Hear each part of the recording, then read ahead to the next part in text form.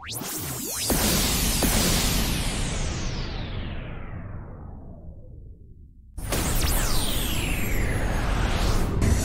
Maghreb 2, France Maghreb 2. France Maghreb 2, service, info, musique, divertissement. France Maghreb 2. France Maghreb 2.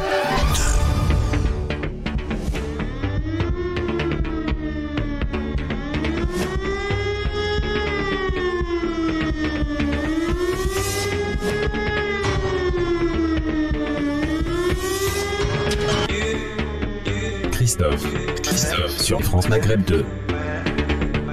Bonjour à toutes, bonjour à tous, ravi de vous retrouver pour votre rendez-vous quotidien de liberté d'expression. C'est le Grand Forum, ça s'appelle le Grand Forum, oui, sur France Maghreb 2, tous les jours de 16h à 18h. En ce 5 novembre, je vous souhaite la bienvenue aujourd'hui avec un trio pour nous accompagner.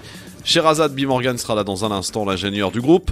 Monsieur Emmanuel Dupuis, le président de l'IPS, mais aussi délégué national chez les centristes chargés des affaires étrangères. Comment va mon Emmanuel ? Ça va très bien, bonjour à toutes et à tous. Voilà. Et à toi Christophe. Merci, bonjour Emmanuel. Et aussi avec nous, Raouda El Amri, étudiante en communication. Bonjour Raouda. Bonjour Christophe, bonjour à tous. Vous allez bien ? Ça va très très bien. Raouda, on ne va pas dire où tu es, mais tu es quelque part en France. Exactement. Voilà. Mystère. Hein. Mystère et boule de gomme. Elle est quelque part en France, confinée dans une région. Voilà. Et la belle histoire aussi qui est avec nous, lui, depuis les Mureaux. Bonjour la belle histoire. De Mantes-la-Jolie, plus Mantes-la-Jolie. particulièrement. Même Ça... si je salue les Miriotins. C'est à Bonjour côté. à toutes et à tous. Bonjour la belle C'est à côté. histoire. Bonjour. Bon, alors Raouda, dans quelques instants, ça va être à toi. Tu vas nous parler de ce désir de beaucoup d'artistes de vouloir partir à Dubaï. Tu te poseras la question, c'est ça ? Oui, c'est ça, je me pose vraiment la question. Ça prend de plus en plus d'ampleur, donc voilà, on va étudier le sujet et voir ce qu'il en est. Très bien, on en parlera dans quelques minutes. Sherazade nous parlera bien entendu de la liberté d'expression, tout un programme bien entendu. Et avec Emmanuel et avec vous, amis auditrices, auditeurs, un sujet à la une, le 42e Conseil de défense déjà depuis janvier 2020 du coup. La démocratie législative est-elle confisquée par la technocratie exécutive? C'est la question que l'on vous pose. Et Emmanuel nous a préparé un petit papier là-dessus pour questionner un peu nos auditeurs là-dessus sur ce sujet d'ailleurs qui n'est pas évoqué par les autres médias, Emmanuel. Non, très peu. Bizarrement. Hélas. Hélas. Bon, alors, en attendant, et pour commencer cette émission, quelques petites questions. Ça s'est déroulé un 5 novembre. On va vérifier un petit peu votre culture G, les amis. Qui devient la première femme professeure à la Sorbonne à Paris en 1906 ? Madame Curie. Madame Curie. Joliot-Curie. Marie Curie. Pardon, Marie Curie. C'est une bonne réponse. Quel ex-dictateur est condamné à mort par pendaison par un tribunal irakien en 2006 ? Saddam Hussein. Saddam Hussein est une bonne réponse, évidemment. Je cherche à présent un dessinateur mort en 1977. L'un des pères d'Astérix. Uderzo. Goscinny, René Goscinny est oui, une bonne réponse, oui. Uderzo est toujours en vie. Oui, donc mort en Il 1960. est mort aussi. Qui est mort ? Albert Uderzo. Ah, il est mort aussi ? Uderzo est mort. Il est mort aussi, oui. Ah oui, d'accord. Astérix, pardon, et le Gaulois, hein, pour René Goscinny. Je cherche à présent un chanteur, mais aussi acteur français, né à New York en 1938. Comme indice, l'été indien. Ah, Maurice Schumann. Jodassin. Jodassin, il est mort en 1980. Jodassin, effectivement. Je cherche un ancien footballeur français né en 1963. Il a fait les belles heures de Marseille, notamment. Il a joué en équipe de France aussi. Né en 1963. Ouais. Papin. Papin est une bonne réponse. Jean-Pierre Papin. Jean-Pierre Papin. Eh oui, ouais. bah oui. Il en a peut-être que Marseille en aurait bien besoin en ce moment. Hein. Ouais. Oh, il est vieux maintenant. Bah oui, non mais d'accord, mais bon, Marseille ne va Comme pas bien entraîneur, du tout. comme entraîneur. Ah, éventuellement. Et puis je cherche un cuisinier français né en 1977 à Rodez. Cyril Lignac. Cyril Lignac est une excellente bonne réponse, mon cher La Belle Histoire, bravo. Et rendez-vous tout à l'heure, La Belle Histoire, pour bien entendu nous faire part du résumé de cette émission, en fin d'émission, comme d'habitude. comme d'habitude. À tout à l'heure. Et tu vas être inspiré par les différents sujets qui vont être Ou que proposés oui. Ou que oui. par nos amis aujourd'hui. Bien entendu, amis auditrices, auditeurs, vous allez pouvoir intervenir au 01 40 33 9... oula, pourquoi je dis 40 33 40 33 9000, 40 33 90 00. C'est le numéro de téléphone pour arriver jusqu'à nous, pour évidemment commenter l'actualité. Comment se passe le confinement, moi, Emmanuel ? Bah, il se passe bien, c'est un semi-confinement, hein, donc on se confine autant que l'on peut et on travaille surtout beaucoup. Ouais. Ça ne change pas grand-chose. Ça change pas grand-chose. Je donne toujours mes cours à mes étudiants en distanciel, malheureusement. Ouais. Et puis j'essaye de me rendre utile en me rendant à l'étranger où là le confinement n'existe pas, ou en tout cas est beaucoup plus léger. Beaucoup plus léger. Alors, petite information qui a été annoncée cet après-midi, c'est l'interdiction de vente à emporter dans tout ce qui est commerce, grec et compagnie, quoi. À partir de 22h demain soir, ça commence demain soir de 22h à 6h, interdiction de vente d'alcool et de nourriture. Ça concerne Paris. Voilà, pour demain soir, on annonce un petit durcissement de ce confinement qui n'en est pas un, mais bon, on s'interroge, et puis on a atteint la barre des 4000 personnes admises en réanimation. C'est tombé donc hier, les chiffres sont alarmants, et on nous dit que d'ici 2 semaines, on atteindra les 6000, c'est-à-dire la saturation en réanimation. Voilà, Raouda, comment se passe le confinement, toi, là où tu es ? Bah écoute, très bien, reposée. J'ai fini il n'y a pas longtemps Elle a dit, mes cours et mon travail, donc Elle voilà, a dit où elle était. je me repose. Elle a dit où elle était, j'ai pas fait gaffe. Eh ouais, Ah elle ouais a dit. Elle a dit ? Non, j'ai pas dit où j'étais. Elle n'a pas dit Montpellier ? Non, elle n'est pas à Montpellier, non. Elle Non, est pas à non, Montpellier. du tout. Ah non, non, C'est- si C'est- seulement. Hein. C'est beaucoup moins agréable qu'à Montpellier, là où elle est. Ouais, clairement. Ouais, c'est clair. Il fait un peu plus froid, on va dire. Ouais. Ouais, voilà, plus froid. On va les laisser deviner. C'est ça. Donc Raouda, donc le confinement se passe bien, reposé, etc. Mais ça travaille quand même un petit peu.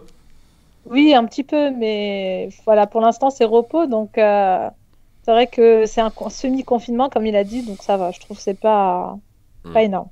Bon, dans un instant, on file à Dubaï. Non pas que ça nous intéresse des masses. T'as déjà été à Dubaï, Emmanuel ? Oui, plusieurs Ouais. fois. Ouais. Sympa Ah ouais ou... Moi, bling-bling un peu, non moi, je n'y vais pas pour les mêmes raisons que, Ouais. que beaucoup s'expatrient. Moi, j'y vais pour travailler. Je Ouais. n'y vais pas pour me cacher. D'accord. Ah, pour te cacher ou pour te... ou Ou pour faire le beau. Ouais, pour faire, Voilà, pour briller. pour faire la fête, pour faire la bamboche, comme disait un préfet qui nous l'interdit de la faire en France. Ouais, mais c'est clair. Mais c'est vrai que ça fait bien maintenant pour les jeunes artistes d'aller à Dubaï, ça fait classe. Voilà. C'est comme à l'époque, il Ouais. fallait aller à New York, maintenant c'est Dubaï. Bon, Ouais. dans un instant, on est de retour avec Raouda El Amri, Sherazade Bimorgan qui arrive, et Emmanuel Dupuis. Ils sont tous là, fin prêts à débattre avec vous au 01 40 33 9000. Et je vous rappelle donc cette question du jour que nous vous posons aujourd'hui, et à laquelle d'ailleurs Emmanuel réagira. 42e Conseil de défense depuis janvier 2020. 42e. Eh oui, c'est un chiffre absolument impressionnant. La démocratie législative est-elle confisquée par la technocratie exécutive ? C'est la question que l'on vous pose, et pour l'instant c'est un oui majoritaire sur Twitter, le grand forum FM2. Vous pourrez nous appeler pour nous dire ce que vous en pensez au 01 40 33 9000. On met un peu d'argent dans la caisse, on est de retour à tout de suite.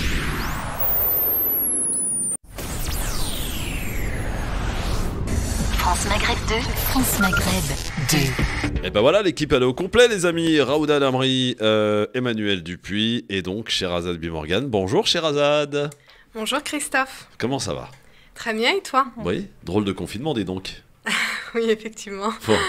Sherazade, l'ingénieure du groupe, est avec nous. Elle nous parlera de liberté d'expression tout à l'heure. J'ai hâte. La liberté d'expression, sous quel angle ? On verra. Quelle sera la question que Sherazade vous posera ? Bien, vous le découvrirez en restant à l'écoute. Mais pour l'heure, on va commencer par un sujet, j'allais dire, un peu plus léger. Quoique, on va filer à Dubaï avec Raouda El Amri, qui s'interroge sur le fait que beaucoup aient choisi de partir et de franchir le départ direction Dubaï. Pourquoi, Raouda, on t'écoute ? Alors, la ville, quand on vous dit une ville où la demi-mesurée est reine, le bling-bling est mis en avant, une ville de rêve pour la plupart des personnes, eh bien, on pense à Dubaï directement. Il faut savoir que de plus en plus de stars de télé-réalité, les candidats de télé-réalité, ont choisi de vivre à Dubaï comme Jazz et Laurent, Nabila, Jessica et Thibaut. On peut encore en citer plusieurs qui récemment ont rejoint à Dubaï. Il y a le premier point, la tranquillité et sécurité selon eux. donc sans cesse sollicités dans les rues en France, les centres commerciaux, les restaurants. Ils n'ont pas une seconde de tranquillité entre famille ou seuls. Donc il y a un certain anonymat à Dubaï pour ces stars-là. La sécurité renforcée grâce à leurs lois strictement appliquées à Dubaï. Donc aussi le système d'éducation. Selon plusieurs candidats, ils ont mis en avant le système d'éducation qui est plus simple de trouver des nounous de 24 heures sur 24 disponibles et peu coûteux selon eux. Donc, on peut voir que à Dubaï, entre 400 et 800 euros par mois, tandis qu'en France, c'est entre 600 et 900 euros par mois en France, la moyenne. Les écoles en françaises à Dubaï qui ne sont pas perturbées, donc ces enfants-là, ils ne sont pas perturbés dans le système scolaire puisqu'ils ont un système similaire en France et donc ils intègrent des écoles françaises. On peut voir un mode de vie luxueux. Eh bien, comme il n'y a pas de taxes, les prix de location de voitures ne sont pas excessifs et on voit souvent les candidats de télé-réalité sur les réseaux sociaux avec de superbes modèles. Ils louent des yachts, des yachts, des visites d'endroits luxueux. De plus en plus mise en avant sur les réseaux sociaux. Il faut savoir qu'en moyenne, la location d'une voiture luxueuse, c'est de 44 euros par jour à Dubaï. Bien sûr, après, ça varie selon les modèles.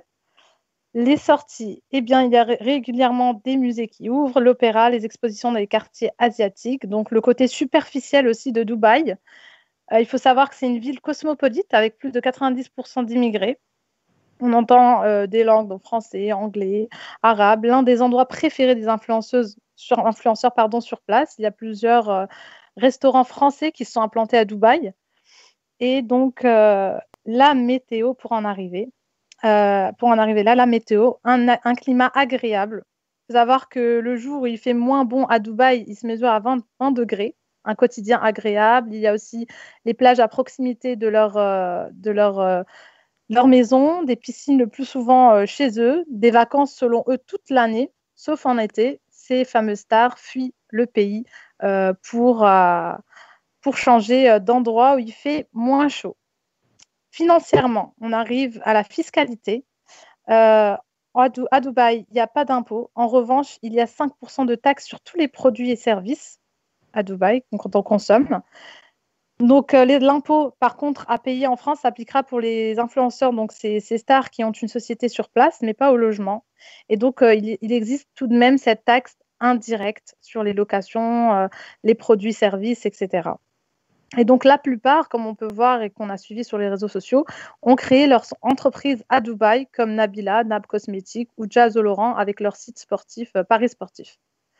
Donc, toutes ces causes-là qui ont fait que plusieurs candidats et plusieurs stars ont décidé de rejoindre Dubaï, selon eux, une ville de rêve et le côté luxueux qui les impressionne et attire de plus en plus. La question à poser aux auditeurs, ma chère Aouda, alors. Alors, la question, c'est pourquoi on le sait maintenant pourquoi, mais selon vous, est-ce que, justement, avec toutes ces raisons-là, ce serait meilleur d'aller vivre à Dubaï ou de rester en France? Je vais poser la question à quelqu'un qui a déjà été à Dubaï, Emmanuel. Alors là, on a eu le côté noble, le beau côté de la médaille, et puis il y a tout le reste, et en fait la réalité, qui n'est pas du tout celle-là. Je rappelle que la population de Dubaï, d'ailleurs Dubaï n'est pas la capitale des Émirats Arabes Unis, mais une des villes des 8 Émirats unis, comme leur nom l'indique, la capitale étant Abu Dhabi. Il y a une grande différence d'ailleurs de mentalité entre Abu Dhabi et Dubaï. La plupart des expatriés qui sont à Dubaï sont des expatriés temporaires ou les expatriés qui sont attirés par le bling-bling. Pas tout à fait la même chose qu'à Abu Dhabi. Il ne faut quand même pas non plus oublier que tout ce qu'a évoqué ma collègue, Aouda, a quand même un revers de la médaille. Les nounous qui coûtent très peu sont absolument pas payés comme il se doit. D'ailleurs, je rappelle que la plupart des nounous, tu m'ôtes le mot de la bouche, arrivent à Dubaï, on leur confisque leur passeport et elles sont littéralement dans une forme d'esclavage économique moderne. Donc tout n'est pas aussi rose. Et bien évidemment, il y a l'autre revers de la médaille, c'est-à-dire que les Émirats Arabes Unis, par le biais de son prince héritier, Mohamed Ben Zayed, est un puissant déstabilisateur sur la planète. Je rappelle que le contingent des Émirats Arabes Unis est particulièrement impliqué dans cette sale guerre qui a été lancée en 2015 au Yémen, et que la déstabilisation en Syrie, en Libye, est impacté directement ou peut-être imputé à ce que il y a 2500 ans on aurait pu comparer à Sparte, c'est-à-dire que c'est une petite principauté très guerrière et qui ne vit qu'à travers la supériorité ou sa volonté de supériorité qu'elle a tenté d'imposer vis-à-vis du Qatar. Souvenons-nous, elle était une des 4 entités qui s'est opposée au Qatar. On avait appelé ça le quartet: l'Arabie Saoudite, Bahreïn, les Émirats Arabes Unis et l'Égypte.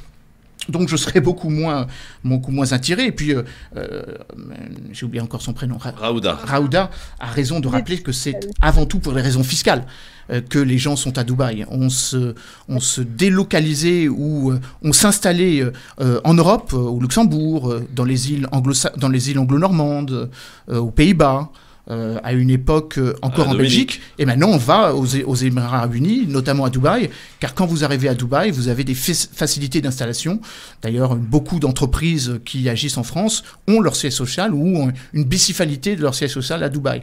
Donc moi, je suis absolument pas fasciné par ce système, qui est un système de bulle et qui explosera au moment où les Émirats Arabes Unis seront encore plus dépendants vis-à-vis des investissements immobiliers chinois qui sont tout à fait considérables. Ouais. Quand la fin du pétrole adviendra, les Émirats Arabes Unis n'ont pas une capacité d'extraction aussi forte que l'Arabie Saoudite. Ils ont des ports par lesquels transitent le gaz et le pétrole, mais ils ont peu de gisements pétroliers.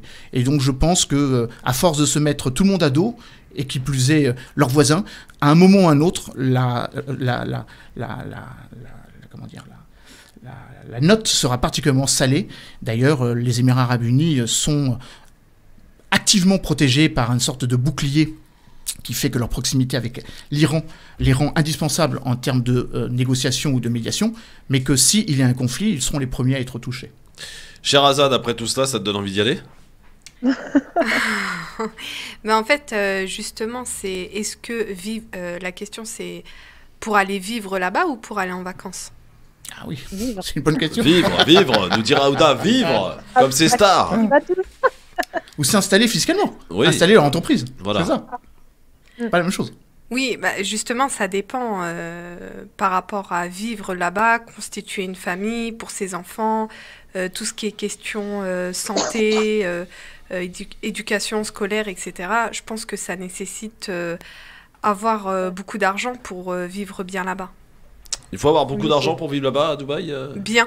Ouais. Je confirme. Il faut avoir énormément d'argent pour vivre correctement à Dubaï. Ouais. L'immobilier est horriblement cher. L'alimentation est très chère parce que tout le monde va dans les mêmes restaurants. Ouais. Non, c'est une ville de riches, c'est une bulle, une ultra bulle, comme Londres l'était dans les années 70. D'ailleurs, la plupart des dealers, des brokers, des traders, mais des dealers aussi. Oui. Il y a beaucoup de blanchiment. Oui. Une bonne partie de l'or qui est extrait illégalement d'Afrique se retrouve dans ces nouvelles places financières qui sont beaucoup moins contrôlées qu'Anvers, par exemple. C'est la raison pour laquelle il y a une sorte de maquillage institutionnel qui fait que si vous avez des choses à cacher, évidemment, la plupart des gens vont à Dubaï parce qu'il y a très peu de contrôle. Oui, alors, Sherazade, est-ce que ça te donne envie d'y aller quand même ? D'y installer, pourquoi pas ? Si j'ai beaucoup d'argent, pourquoi pas ? Si vous avez de l'or à vendre, allez-y. De l'or, des diamants ou du pétrole, allez-y. Mais comment on explique justement, Emmanuel, que ça devienne cette destination tendance chez les jeunes et chez surtout les jeunes starlets qui deviennent stars d'ailleurs avec YouTube ou avec les réseaux sociaux. Mais ça a été rappelé par Raouda, pardon, je vais y arriver. Le Burj Al Khalifa est un bâtiment absolument magnifique, l'hôtel le plus haut du monde. Les hôtels luxueux, il n'y a que des hôtels luxueux du reste. Ouais. On passe très vite du 5 étoiles luxe au 3, et en dessous, il n'y a pas grand-chose. Ouais. Donc c'est vraiment un lieu, il y en a toujours eu à travers la planète. Pendant très longtemps, ça a été Marbella au sud de l'Espagne, ça a été Porto Cervo en Sardaigne. C'est toujours un lieu où les gens ont l'impression de retrouver les mêmes personnes avec lesquelles il convient d'être. Mais ça a été parfaitement rappelé par Aouda, c'est-à-dire ce sentiment de sécurité. On est en sécurité parce qu'on est avec des gens qui ont, comme nous, le même mode de vie, qui, comme nous, ont le même salaire, ou qui, comme nous, ont les mêmes prébendes ou les mêmes privilèges. Encore une fois, c'est un marché, c'est une ville de bulles, qui est totalement artificielle. Est-ce qu'on peut parler de la même chose concernant le Qatar ? Oui, sauf que le Qatar est plus... Et alors, le Qatar, ce n'est pas qu'une ville. Le Qatar, c'est une péninsule, donc il y a plus de superficie. La population du Qatar est bien moindre que celle des Émirats Arabes Unis et singulièrement de Dubaï. On peut comparer toutes les villes.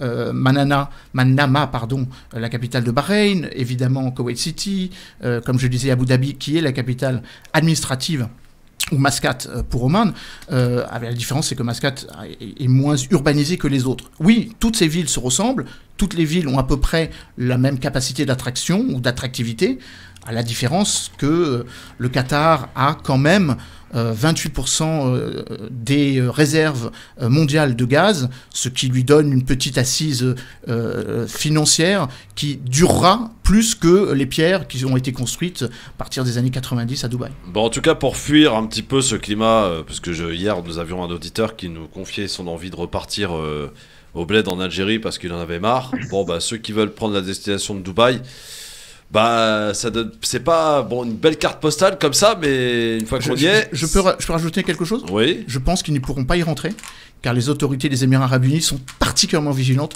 pour les personnes qui viennent d'Europe, et ils craignent absolument la contagion par l'extérieur, donc je ne suis pas certain que ce soit le bon moment d'y aller. Ouais, en fait, tu nous as fait rêver, Raouda, mais en fait, on peut rien faire, quoi. Bah, si on a de l'argent, il fait bon d'y vivre. Je pense que si on a de l'argent, on peut contourner. Comme il a dit, c'est très artificiel, c'est plus pour le bling-bling. Les personnes, je pense, comme c'est des influenceurs, c'est leur travail, on va dire, donc ils sont beaucoup sponsorisés aussi sur place. Et je pense qu'il y a une facilité pour eux. Et comme on a dit, il y a le côté anonymat, sécurité. Donc moi, en tout cas, je ne pense pas pouvoir vivre. C'est vrai qu'y aller visiter tout ça, oui. Mais vivre, ça me... Et comme elle a dit, Sherazade et Emmanuel, je pense qu'il faut beaucoup d'argent pour pouvoir bien vivre.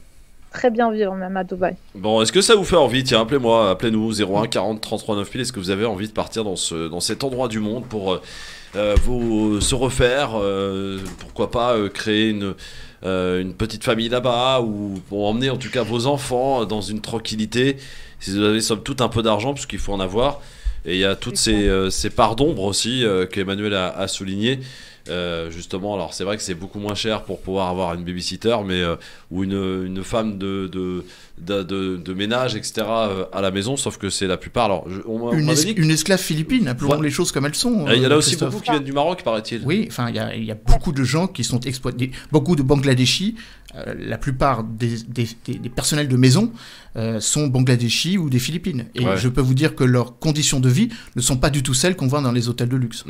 C'est vrai. Non, ça n'a rien à voir. Je pense qu'il faut déjà avoir un certain niveau de vie très élevé pour y aller à Dubaï, comme j'ai dit. Et ces personnes-là, c'est vrai qu'il y a une certaine exploitation sur ça, quoi. Donc...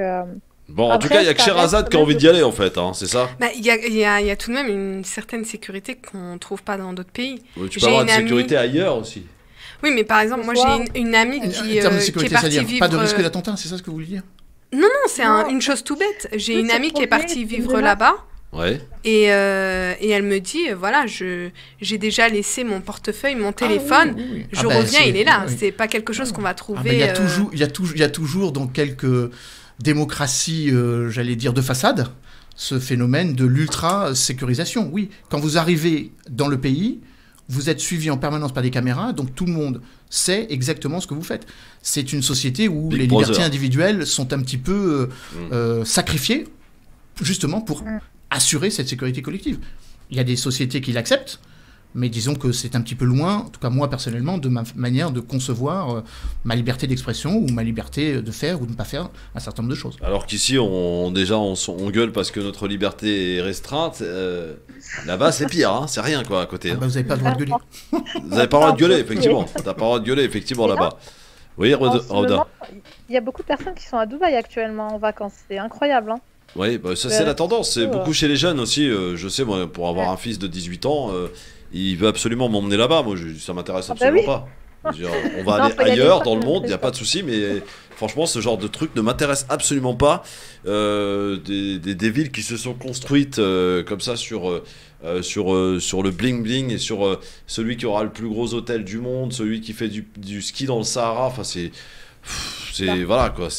Non, je préfère aller voir des vrais trucs. Par exemple, vous voyez.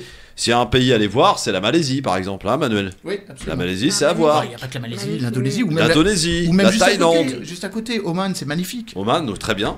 Moi, j'ai envie de me faire la Jordanie l'année prochaine. La Jordanie, c'est superbe aussi. Ouais, voilà. Donc ça, c'est des vrais voyages, voilà, plutôt que de Dubaï et puis On d'aller. peut aller d'ailleurs en Arabie Saoudite parce que maintenant, l'ambassade d'Arabie Saoudite a ouvert depuis maintenant 7-8 mois des passeports culturels, enfin touristiques. C'est une nouveauté pour aller visiter les magnifiques, et je vous le recommande, les magnifiques sites nabatéens de Al-Oula dans le nord-ouest de l'Arabie Saoudite, pas très loin de ceux de Petra en Jordanie. Oui, il faut se couvrir les cheveux toujours pour les femmes. Oui. Oui, toujours, évidemment. Voilà. En Arabie Saoudite. Ça ne te concerne pas, Christophe? Non, ça ne me concerne pas, absolument pas. Effectivement, on est d'accord là-dessus. Mais bon, moi, un pays qui. Bon, je ne vais pas commencer à dire ce que je pense de l'Arabie Saoudite. C'est pas ni le lieu ni l'endroit, mais quoi qu'il en soit, voilà, moi je préfère 1000 fois des beaux pays tels que la Malaisie. Où vraiment, ça me donne envie. C'est superbe, la Jordanie. Voilà, puis également tous les pays d'Amérique du Sud. C'est magnifique aussi, l'Amérique du Sud. Faut y aller, quoi. Ouais. Hein, le lac Titicaca, je sais pas, voilà, du côté du Pérou, faut aller voir le Pérou, c'est magnifique. Voilà. Le Mexique. Il y a tellement de beaux endroits. Ouais, il y a tellement de beaux endroits. Pourquoi aller dans des endroits qui se sont construits sur le bling bling? Bon, voilà. Ça donne envie de voyager, hein. Surtout en période de confinement. C'est clair. Ah oui. Ah non, pas maintenant. Bon, et bien voilà, écoutez, bon voyage à tous, quel que soit l'endroit où vous allez. Bon, en ce moment, c'est un peu compliqué pour voyager. Toi qui voyages beaucoup en ce moment, mon Emmanuel, est-ce que finalement aujourd'hui en France, on entre toujours sans les tests ou c'est quand même beaucoup plus surveillé? Ah mais non, je peux vous donner mon expérience. Il y a quelques jours, je reviens de Géorgie où je suis allé surveiller les élections législatives. Absolument aucun test à l'arrivée, absolument aucun contrôle. Et la plupart des étrangers qui viennent en France s'étonnent du fait que on puisse rentrer dans le pays très facilement. Et je crois qu'on peut aussi en sortir très facilement. Par contre, quand vous arrivez dans les pays étrangers, là, ils sont un petit peu plus vigilants, mais avec un petit peu d'assurance ou un petit peu de vigilance ou un petit peu de précaution, on peut encore voyager. Maintenant, l'offre aéroportuaire est quand même réduite à son plus simple appareil. Et le gouvernement qui nous annonce par contre le renforcement des frontières, mon cher Emmanuel. Ça c'est fait. Renforcement de la surveillance des frontières. La surveillance des frontières, effectivement. Voilà, ça c'est pour le côté sécuritaire, bien sûr. Il est 16h42, vous êtes bien sur France Maghreb 2. Merci pour cette petite carte géographique et carte de voyage, ma chère Raouda. Mais on repassera pour une autre destination. En ce qui me concerne, voilà, ça m'a pas très convaincu d'y aller. Une fois au moins. Comment? J'ai besoin de voir ça. Ah bah ouais, moi je te le garantis, moi franchement c'est pas moi qui irai là-bas, surtout pas.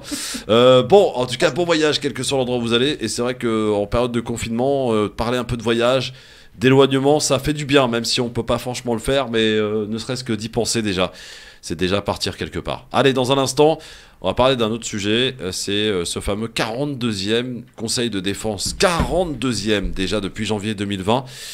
Du coup, on vous pose cette question aujourd'hui, à laquelle vous êtes invité à nous répondre sur Twitter. D'ailleurs, vous y avez fort bien répondu. Et la tendance est très nette. 42e Conseil de défense depuis janvier 2020. La démocratie législative est-elle en train de confisquer Oula, alors je la refais. La démocratie législative est-elle confisquée par la technocratie exécutive? Voilà la question exacte que l'on vous pose aujourd'hui, à laquelle vous répondez.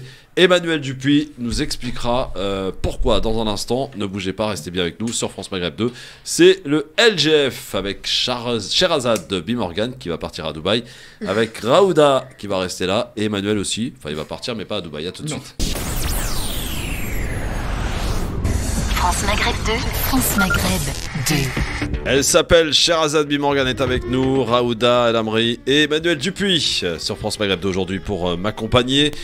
Un petit mot avant de parler de notre sujet à la une, de cette élection américaine, mon cher Emmanuel, Raouda et Sherazade.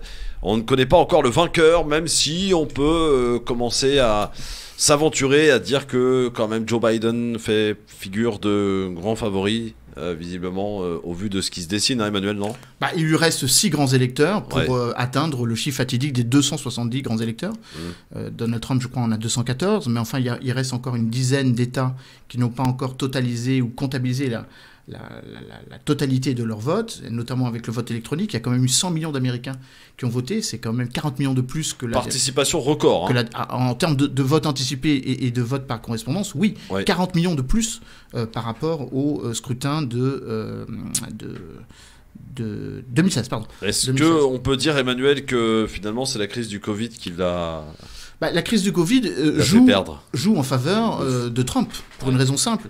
C'est que la plupart des électeurs de Biden ont entendu les mises en garde en termes de précautions sanitaires. Donc, se sont moins déplacés aux urnes que les partisans de Donald Trump. D'ailleurs, on le voit symboliquement à travers tous les reportages que vous avez pu voir les uns et les autres, où vous voyez les partisans de Donald Trump qui ne sont jamais masqués. D'ailleurs, quand il a fait sa conférence de presse à 2h du matin, heure française, aucune des 100 personnes qui étaient dans la salle, qui étaient du reste à la Maison-Blanche, qui est une rupture de l'égalité républicaine, imaginez, et si Emmanuel Macron faisait une conférence de presse à l'Élysée le soir de l'élection en disant « j'ai gagné », alors que théoriquement, il y a une séparation entre le candidat et le président. Le président Donald Trump s'est assis sur cette décision et s'est exprimé comme un président qui ne veut pas quitter la Maison-Blanche. Et je crains que s'il est perdant, et je pense qu'il a toutes les raisons de l'être, le vote par correspondance, comme je le disais, les grands électeurs qui sont en train, malgré tout,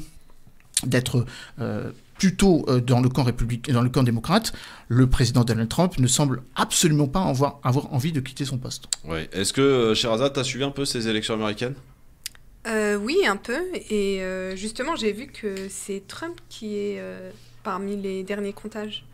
Que c'était Trump qui était... En termes... Alors, ça date de quand vos chiffres? Parce que moi, j'étais il y a 2 heures. Oui. Ah non, c'était Non, hier soir. à 2 heures, Trump avait 214 grands électeurs.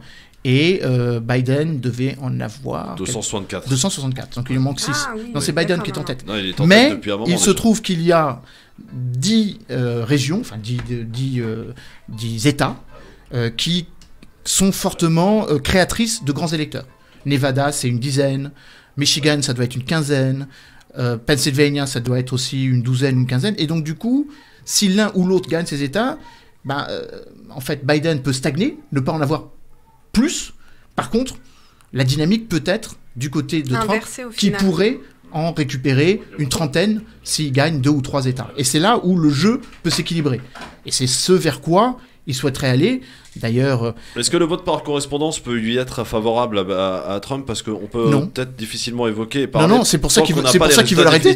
C'est pour ça qu'il veut l'arrêter. Ah oui. Oui. Ah, c'est un petit... C'est lent. Mais j'ai l'impression que la presse française en général, quand même, pardon, elle est quand même pro-Biden. Elle est totalement pro-Biden. Ouais, on est d'accord. Ça ne vous a pas échappé. Non, ça n'a pas échappé du tout même.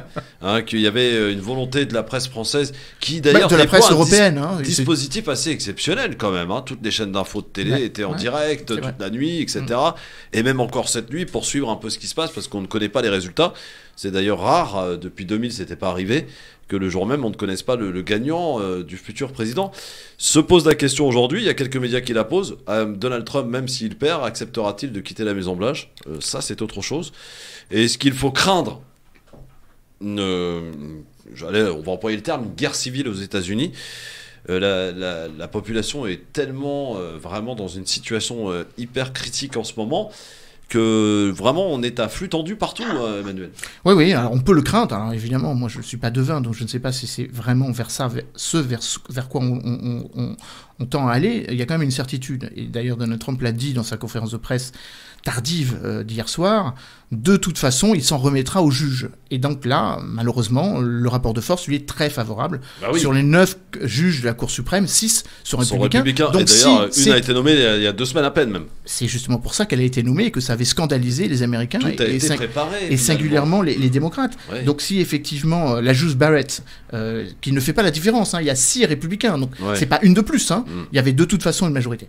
Ça aurait été 5-4, il y avait de toute façon une majorité pour le président Donald Trump. Donald Trump a de toute façon, selon l'iniquité, si j'ose dire, de ce système américain, le dernier recours, avant la guerre civile ou avant la confrontation entre les Américains. Tu as raison Christophe de dire que la société est très polarisée. Il lui reste les juges. Les juges au niveau des 51 États ou au niveau fédéral. Et l'un comme l'autre, il peut faire jouer le match ou durer le match pendant encore plusieurs mois. Alors, en tout cas, c'est vraiment passionnant, cette histoire et ce qui va se passer. Raouda, tu suis un peu les élections américaines de là où t'es, là? Oui, je suis un peu, oui. C'est vrai que là, la situation est vraiment critique. Aux États-Unis, déjà, c'était pas facile avec le Covid et tout. Donc là, je pense que il y a vraiment des tensions. Donc on va voir qui va gagner. Mais là, c'est vrai que Biden, il est en avant déjà. Oui, il est en avance. Il est Oui. presque arrivé. Presque gagné, on va Bon, dire. quand même, par rapport à Trump. Ouais. La Géorgie, c'est bon, c'est Trump, a priori? Alors je suis parti avant d'avoir la totalité. Il me semble que, oui, Alors, mon ami Sofiane Nagdari m'a communiqué que la Géorgie, apparemment, c'est Trump. Hein. Donc, Et combien de grands électeurs ils font je ne sais pas. Voilà, affaire à suivre. Mais en tout cas, il reste encore quelques États, Trump, évidemment. Il semblait que c'était dans les 49, ouais.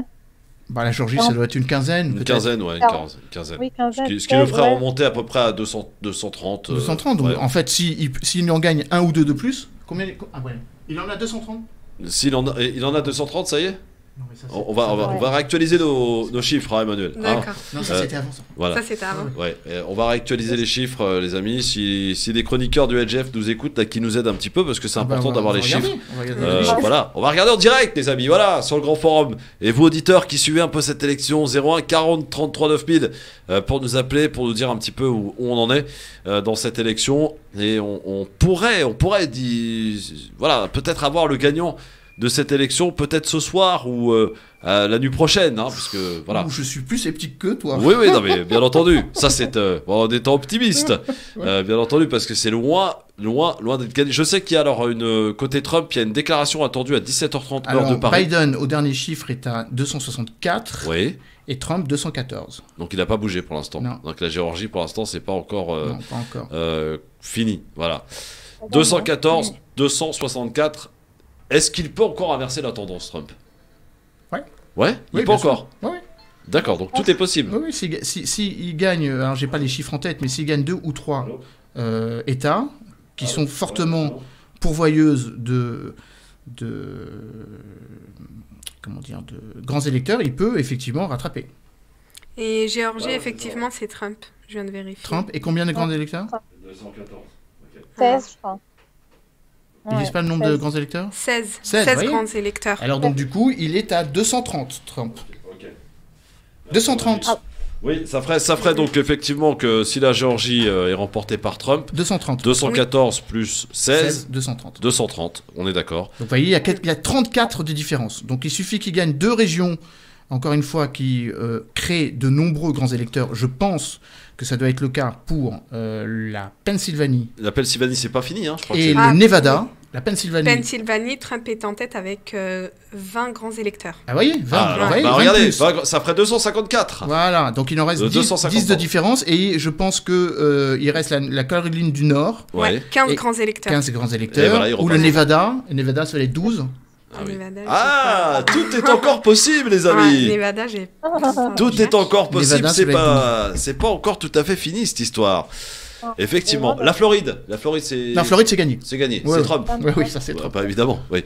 Forcément, avec les Oui, investissements oui. immobiliers qu'il a 29 fait. grands Il y a peu de Évidemment, chance. oui. Bon, Combien, Nevada donc, Floride, 29 grands Non, mais électeurs. ça, il l'avait gagné. Nevada. Nevada, combien de grands électeurs, Sherazade? Allez, elle va très vite. Non, mais il est d'une efficacité redoutable. Oui, incroyable, Sherazade. Bon, Moi, je dirais une douzaine. Bon, alors, vas-y, on va prendre un auditeur en attendant. Allô, bonjour. Bonjour, Bonjour monsieur, quel est votre prénom? Mamadou, je voulais intervenir sur les élections. Oui, Mamadou, parlez bien proche de votre téléphone, on vous entend pas, Mamadou.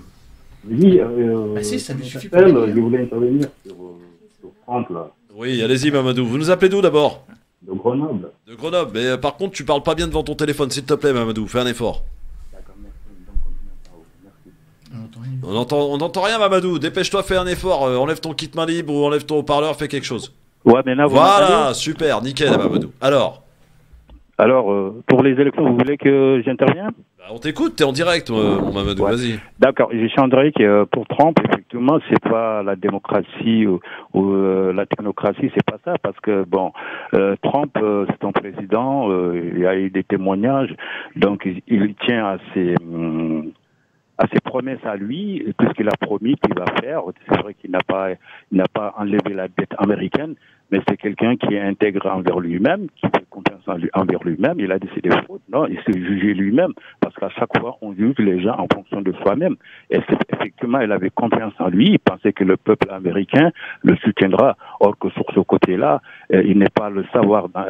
Il y a plus de 50% des Américains qui le soutiennent quand même, Mamadou. Hein. C'est pas rien. Hein. On parlait de Trump, on l'a tenté d'un petit peu de le faire passer comme un fou, etc. Ouais. Le populisme, on est d'accord, mais Trump, c'est quand même plus de 50% de la population américaine. Hein. Oui, non, mais attendez. Si j'ai dit ça, lui, dans sa tête, c'est dans sa tête, c'est dans son jugement à lui. Il pensait que, c'est pour cela qu'il a dit qu'il y a des fraudes, or qu'il n'y a pas de fraude, or que c'est la démocratie. Donc, Joe Biden, il peut gagner. Tu ne peux pas être à la place des autres. Tu juges les autres en fonction de toi. Ça ne veut pas dire que Trump, c'est quelqu'un qui aime la vie. Et Trump, qui est plutôt conservatrice, sa politique elle est conservatrice. Trump, il danse partout, il est joyeux, tout simplement. Tout le problème, il est là. Il faut comprendre sa personnalité. Merci Mamadou, 01. Aura beaucoup plus d'électeurs, et c'est là tout le paradoxe. Hillary Clinton, il y a 4 ans, avait 2,8 millions, je crois. Avait 2 millions, 2 millions 8, ouais, quasiment 3 millions d'électeurs en plus. Ouais. Et pourtant, elle n'a pas été élue parce qu'elle n'avait pas le nombre de grands électeurs. C'est le système qui veut ça là-bas. Alors, le paradoxe veut que cette fois-ci, Biden peut avoir plus de grands électeurs, mais en termes de votants, plus de 60 millions de votes se sont déjà prononcés pour Donald Trump. Donc Donald Trump, en termes de voix, a plus d'adhésion populaire. Les gens ont plus voté pour Trump. Mais ça ne fait pas un président dans le système un peu inégalitaire américain. Donc c'est pas tout à fait un système démocratique quand même. Bon, alors il reste quand même des États importants avant... Oui, j'ai trouvé d'ailleurs. Alors vas-y, Sherazade, fais un petit peu le point avant qu'on retrouve l'actualité. Le Nevada, Biden est en tête avec 6 grands électeurs. Ouais. On va faire le compte, ouais. Et l'Arizona, Biden est en tête avec 11 grands électeurs. Ah bah, donc, il en suffit d'un. Il suffit que Biden en gagne 1, 6 et il est élu. Ouais. Bon, est-ce qu'on peut dire qu'il a gagné? Non, parce que le décompte n'est pas encore fini. Ah oui, c'est pas fini. C'est pour ça que les sympathisants de Trump sont en train de bloquer les opérations de recompte. On est né au 3e recomptage des voix. Ouais. Et actuellement, les militants, il faut les appeler comme tels, font du blocage systématique pour arrêter le décompte des votes. En tout cas, le système américain est vraiment très complexe et particulier. Allez, dans un instant, on revient en France, on va parler du Conseil de défense. On en est au 43e ici. Voilà, absolument. On en reparle dans un instant, puisqu'il est 17h. Merci d'être avec nous sur France Maghreb 2. Un rapide coup d'œil de l'actualité de ce jeudi soir. Bonsoir Eric. C'est Erika, 18h pour le prochain rendez-vous d'actualité. France Maghreb 2. France Maghreb 2, service, info, musique, divertissement. France Maghreb 2. France Maghreb. Alors Aouda, toi qui n'es pas avec nous en plateau, tu vois Emmanuel et Sherazade en train de faire les comptes et les décomptes. Ils ont sorti les calculettes pour essayer de savoir qui va l'emporter, faire des perspectives concernant ces élections américaines. Vous en êtes où dans vos comptes là, Emmanuel? Regardez, écoutez. Vous en êtes où dans vos comptes? C'est très serré. C'est très serré, d'accord, ah oui. Caroline du Nord, Georgie, Pennsylvanie pour Trump, donc ça lui ferait 51 grands électeurs de plus. Ça fait 265. Ça le mène à 265, il en manque 5. Et effectivement, si Biden, qui est pourtant en tête dans le Nevada et l'Arizona, perd un des deux, Trump est élu.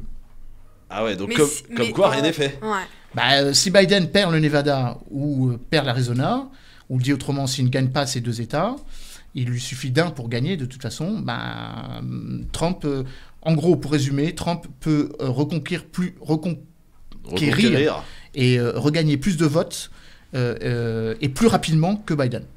Très bien. Bon, et bien donc c'est pas fini. On n'en a pas fini. Voilà. On va encore faire quelques nuits blanches. Voilà. Bon, on va suivre ça de près évidemment. Et on en reparlera certainement demain dans cette émission. En tout cas, on suit ça. Pourquoi d'ailleurs ça passionne tellement la France, les élections américaines? Moi, je me suis toujours posé la question. Il y a des élections qui passionnent plus que d'autres. Parce que c'est un petit peu le centre du monde. Ah oui, d'accord. Ouais, c'est ça. Il y a du show aussi. Il y a du show, oui, c'est vrai, il y a du show. Il y a du grand show. Effectivement. Déjà, quand on regarde leur façon de parler et tout ça durant les élections, tout ça, je pense que c'est très différent. On dirait il y a un show en fait, c'est le côté un peu fun. Ouais. Je pense qu'ils sont fascinés par ça et du coup, ils sont toujours derrière quoi. Bon, on va suivre ça de près, les amis. En tout cas, nous, on revient en France parce qu'il y a quand même une actualité qui nous intéresse, qu'on a mis à la une et que Emmanuel souhaite évoquer sur... quand même, j'ai été d'ailleurs surpris de voir ce chiffre, Emmanuel. 42e Conseil de défense depuis janvier. Du coup, tu te poses quelques questions et tu souhaites les partager avec nous. Oui, alors bon, moi c'est un sujet qui pourrait être pris sous plusieurs angles. Il y a l'angle constitutionnel. Un Conseil de défense ne peut pas se substituer à un Conseil des ministres. Selon notre Constitution, l'article 15 précise que le chef de l'État est chef des armées et il a à sa disposition un comité de défense, mais qu'il doit utiliser avec parcimonie. Les précédents présidents, que ce soit Valéry Giscard d'Estaing, que ce soit Nicolas Sarkozy ou même François Mitterrand, n'en faisaient pas plus de 5 ou 6 par an, disons une dizaine. Alors évidemment, la question du terrorisme, la question de la gestion de la pandémie a sans doute accélérer le besoin de décider en petit comité. Mais dans notre démocratie, et on en revient à la comparaison avec le précédent sujet, c'est que théoriquement le Parlement qui a la dernière voix. Quand vous élisez des députés, ils sont supposés vous représenter au niveau du Parlement. Nous sommes dans une démocratie parlementaire, et non pas dans une démocratie présidentialisée, ou du moins c'est pas tout à fait l'esprit de la Ve République.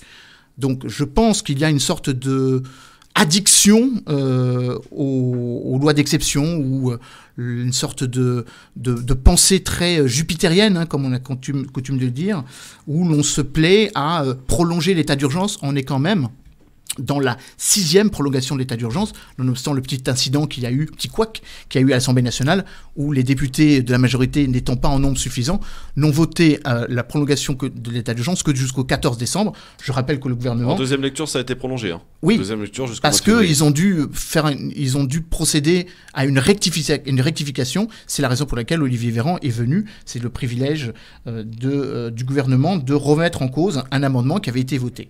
Mais je rappelle qu'on était quand même dans la 6e reconduction d'un état d'urgence qui devait nous amener jusqu'au 16 février, voire jusqu'au 1er avril. Donc confirmant le fait que le confinement allait durer sans doute beaucoup plus que ce que ça n'a été annoncé par le président. Mais pour revenir au Conseil de défense, il y a une vraie question qui est posée. Le Conseil de défense n'a aucune... il a une légitimité institutionnelle. Il est inscrit dans la Constitution de 1958, inscrit dans l'ordonnance de 1959. Le président peut en disposer comme il le souhaite. 42 pour Emmanuel Macron. Le président François Hollande n'avait pas... Il y avait une petite augmentation de la convocation, une vingtaine, mais comme je disais, Nicolas Sarkozy n'en a pas abusé, et encore moins ses prédécesseurs. Valéry Giscard d'Estaing, on n'a convoqué que 7, un par an, pas plus. Le principe d'un conseil de défense, c'est pas de se substituer à un conseil des ministres. Alors la tentation est assez aisée. Un conseil de défense, comme son nom l'indique, il y a la dimension du secret défense. Toutes les décisions sont sous le sceau du secret défense. Si une décision est diffusée dans la presse, c'est 7 années d'emprisonnement quand même. Donc il y a quand même un contrôle plus vigilant des décisions qui sont prises. Et donc il me semble que c'est un caractère adémocratique quand il y a une sorte de comité Théodule qui viendrait remplacer la stricte nécessité de contrôler l'action du gouvernement. C'est le principe de l'égalité des pouvoirs entre le législatif et l'exécutif, et comme je le disais, sorte d'effacement progressif des institutions qui se concentrerait dans une prise de décision élyséenne, pour ne pas dire présidentielle. C'est le président qui décide qui il convoque. Alors selon la Constitution, c'est toujours avec le Premier ministre, mais le président peut décider de convoquer ou de ne pas convoquer des ministres. D'ailleurs, les ministres se plaignent du fait que les conseils de défense durent plusieurs heures et que dès à présent, les conseils des ministres qui lui succèdent ne durent que quelques minutes. Donc on a vraiment une inversion de ce qu'est la règle démocratique dans ce pays, où l'exécutif dépend du tour de table de la quarantaine de ministres et de secrétaires d'État, qui se trouve être finalement une chambre d'enregistrement de décisions qui sont prises de manière beaucoup plus segmentée, beaucoup plus secrète, entre pas plus d'une dizaine de personnes. Alors évidemment, l'état d'urgence, vigilance, attentat, l'état d'urgence sanitaire impose une rapidité d'exécution de la décision. Mais, encore une fois, ça va un petit peu à l'encontre de nos institutions, surtout quand on crée maintenant un conseil de défense écologique.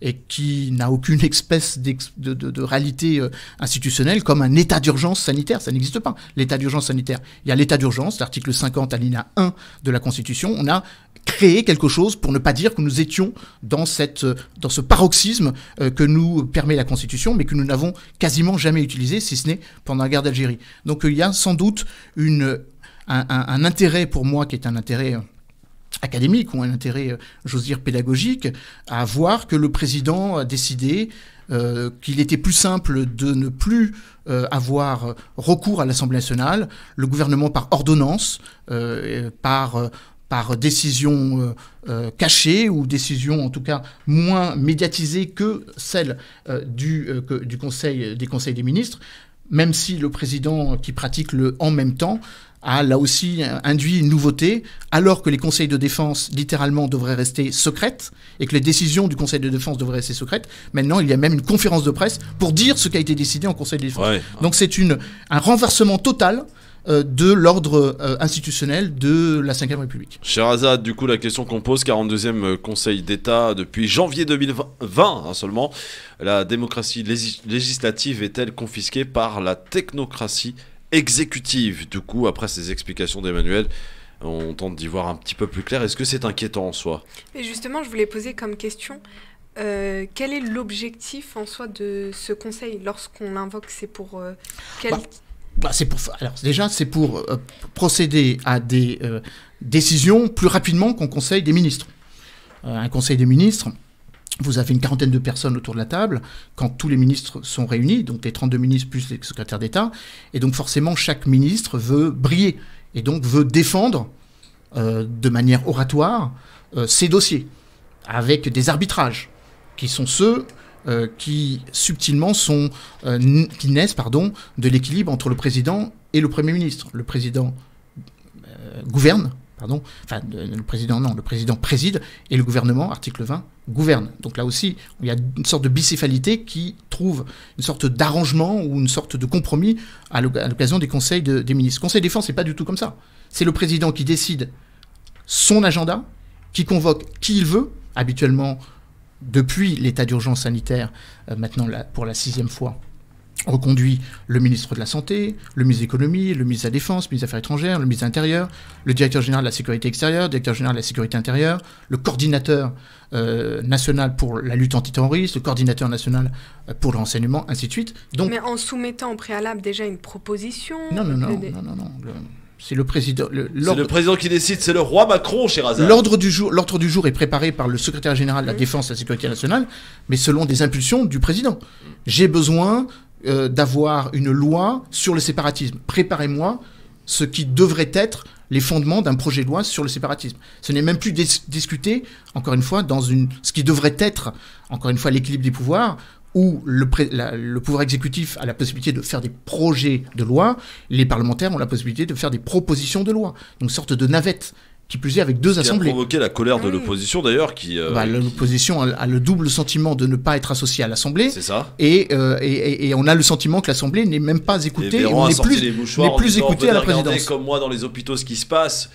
Si vous ne comprenez pas, sortez d'ici. Enfin, il a perdu complètement ses nerfs, Olivier Véran. Totalement. On sent qu'il a du mal à gérer là, toute son émotion en ce moment et toutes ces attaques qu'il subit.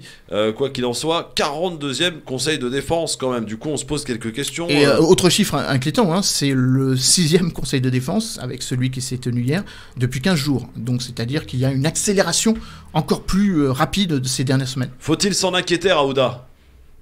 Moi je pense que un petit peu oui, parce que d'accord qu'ils peuvent en faire 42 conférences, c'est le souci, c'est est-ce qu'il y aurait un résultat à la fin? Ce qu'on attend, c'est un résultat pour améliorer tout ça, parce que c'est vrai je pense qu'il y a aussi le côté crise sanitaire qui a bouleversé et qui fait inquiéter tout le pays, et surtout le président. Donc je pense que là, ils accélèrent les choses, c'est bien, mais voilà, encore une fois, est-ce qu'ils vont être entendus, les propositions mises en place, est-ce qu'il y aura un résultat? Et je pense que c'est pas le nombre qui compte, mais c'est surtout le résultat. Donc on verra ce que ça donne, mais c'est inquiétant, c'est très inquiétant, on va voir ce qu'ils vont faire. Tu partages l'inquiétude, Sherazade? Oui. Mais justement, en fait, c'est ce qu'elle a dit. Quels sont les résultats en fait attendus? Les résultats attendus sont plus dans la méthode que dans les propositions qui sortent du Conseil de défense. La loi sur le séparatisme a été façonnée au niveau du Conseil de défense. Le délit de séparatisme, qui n'existe pas dans notre droit, a été pensé là. Les décisions qui ne sont jamais, là pour le coup, rendues publiques, en tout cas jusqu'à présent, de la manière dont les forces de sécurité doivent agir pour mettre hors d'état de nuire des cellules terroristes qui sont suivies, évidemment, c'est au niveau du Conseil de défense. Mais c'est davantage la méthode. C'est-à-dire qu'en gros, avec le Conseil de défense, c'est pas tellement ce qui en sort. Ce qu'il en ressort plutôt, c'est un processus, j'allais dire, parfait, une sorte de, comment on appelle ça, comment je pourrais dire ça, un décisionnisme parfait qui élimine tout débat contradictoire. Plus besoin de proposer au vote parlementaire, puisque c'est décidé à bon escient avec les personnes qui savent. Et ça, c'est une confiscation de la démocratie. C'est pas le principe de notre 5e République. Voilà, le terme est sorti, confiscation de la démocratie. Nacera, bonjour. Bonjour à vous et à tous les auditeurs et à vos invités près, de proche ou de loin. Exactement, près, de proche, de loin. Bon, je suis un peu proche de Sherazade et d'Emmanuel, un peu plus éloigné de Raouda. Voilà. Je salue Nacera. Bonjour la belle histoire. Oui, bien sûr. J'attends avec impatience son compte rendu, sa belle histoire, toujours pleine d'humour et pleine de subtilité à la fois historique, culturelle. C'est ton cousin ou pas, Nacera, non? Vous êtes de la famille? Vous êtes de la même famille, non? Pas du tout. Pas du tout. D'accord, non, je la salue et on sait jamais parce que les conflits d'intérêts, pas ici, hein, les gars, attention. Non, absolument pas. J'ai juste entendu qu'il habitait à Mantes-la-Jolie tout à l'heure, mais voilà, c'est tout. Sinon, on se connaît pas. Tombé dans l'oreille d'un sourd. Avec grand plaisir, je pense que c'est quelqu'un qui gagne à être connu. Bon, Nacera, on parle de la confiscation de la démocratie. Vous êtes d'accord ou pas? Totalement d'accord.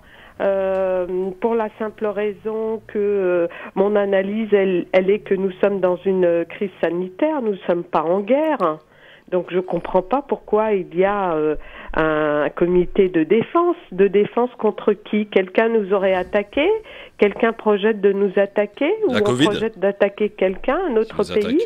Un comité de défense, c'est en cas d'agression externe, physique d'un autre État. C'est pas le cas.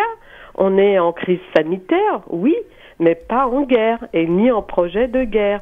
Donc c'est vraiment une manœuvre, à mon sens, pour confisquer cette démocratie, puisque effectivement, comme l'a dit très bien votre intervenant, le président décide de tout seul, l'exécutif décide de tout, et le Parlement, qui représente la démocratie, et les sénateurs sont mis de côté, sont bâillonnés.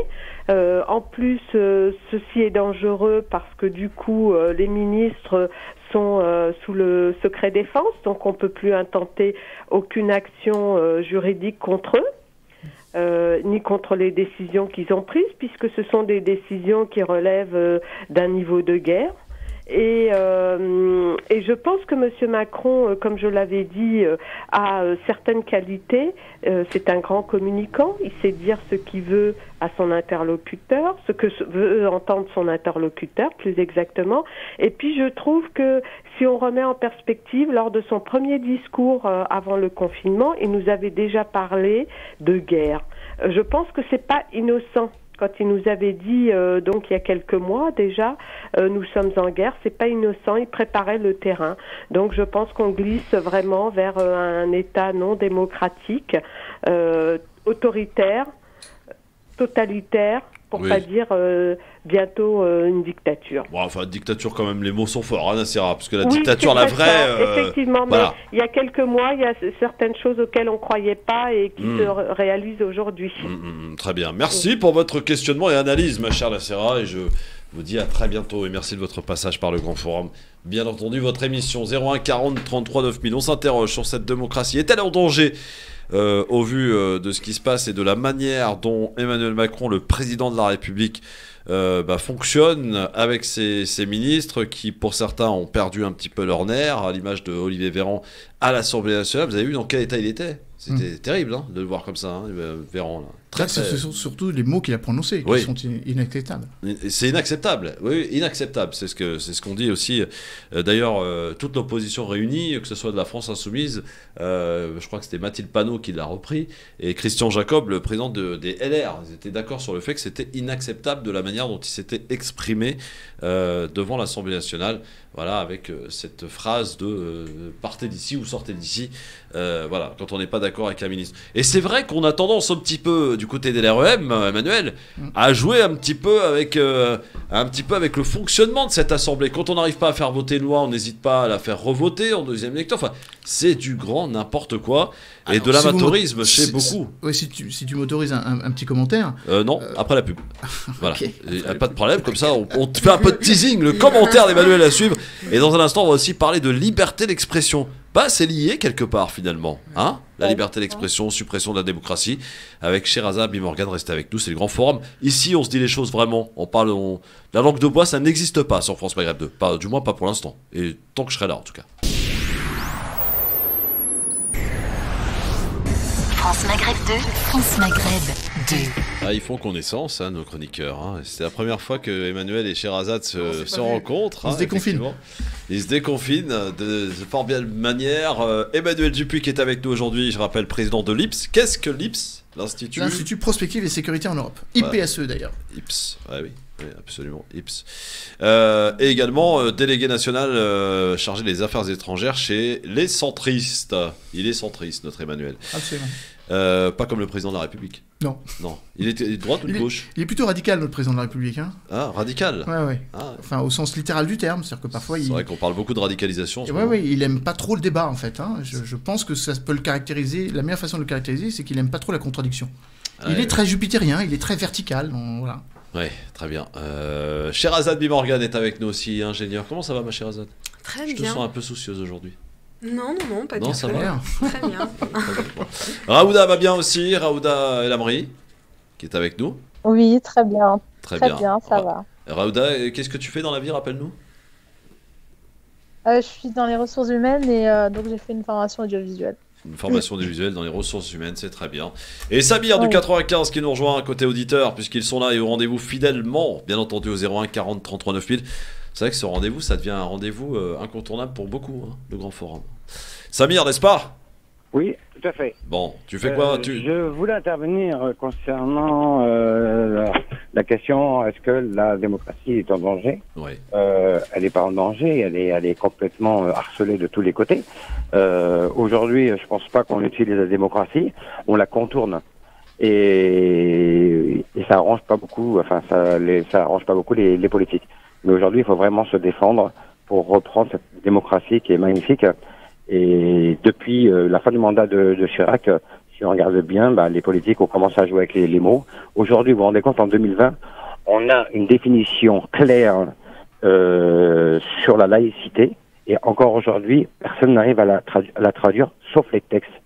Donc vous voyez que la démocratie, je pense qu'il il y a un moment, il faut arrêter avec ces politiques. Ces politiques on leur a confié la gestion du pays.